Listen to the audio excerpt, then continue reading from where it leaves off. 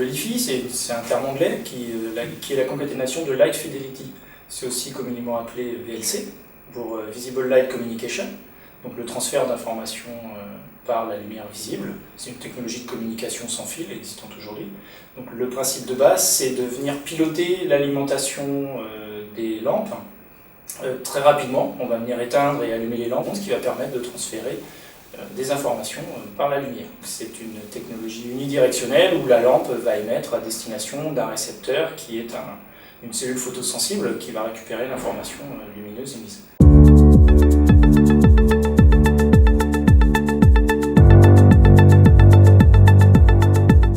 Si on se concentre sur l'aspect sécuritaire du LiFi, c'est sécuritaire dans le sens où, comme c'est de la lumière visible, il faut être sous le halo lumineux pour réussir à capter l'information. Si on n'est pas sous le halo lumineux, si on est trop éloigné ou si notre capteur n'est pas assez sensible, on n'a pas l'information.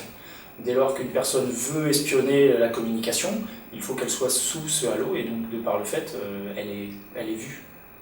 Donc c'est dans ce sens-là où c'est assez sécuritaire.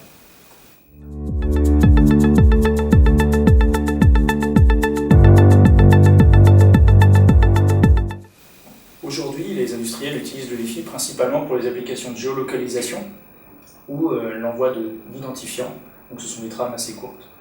Donc, pour cela, on utilise un émetteur et un récepteur.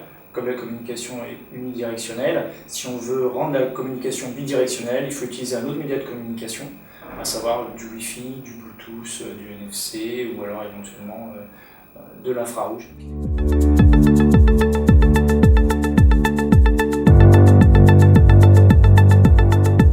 Dans le cadre de sa R&D, le CRESIT a développé un démonstrateur LiFi à base de produits du commerce, c'était la volonté pour avoir un coût réduit. Le démonstrateur se compose d'une lampe comme élément émetteur d'information lumineuse, avec une ampoule du commerce.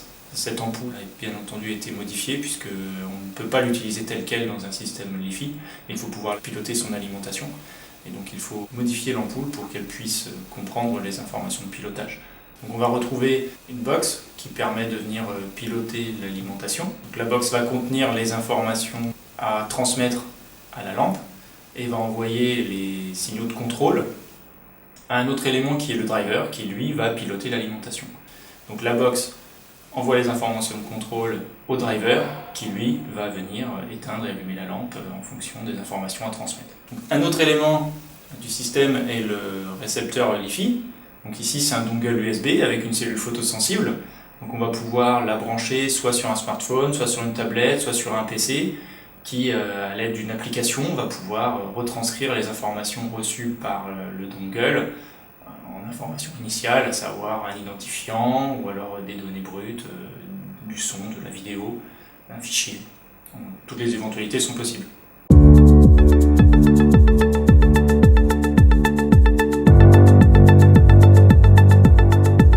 Lorsque l'on sélectionne le type de musique à transférer par la lampe, dès que l'on présente le dongle sous la lampe avec la tablette, la musique démarre. Dès lors qu'on l'a soustrait de la lampe, la musique s'arrête.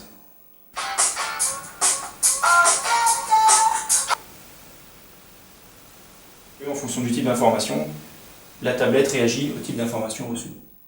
Donc la musique.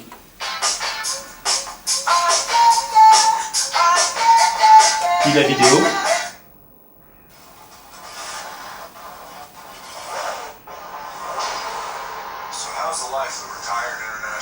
On peut faire de même avec une URL, dès qu'on transfère l'URL. La page web s'affiche. Donc, lorsqu'on a deux sources lumineuses connectées à la box, dès lors que l'on va sélectionner par exemple un type de musique à transmettre, la lampe va transmettre sa musique et puis la dalle lumineuse va transmettre son autre musique. Donc, démonstration, lorsque je passe sous la lampe, sous la dalle, la musique de la dalle. Que je me retire des éclairages, il n'y a plus rien.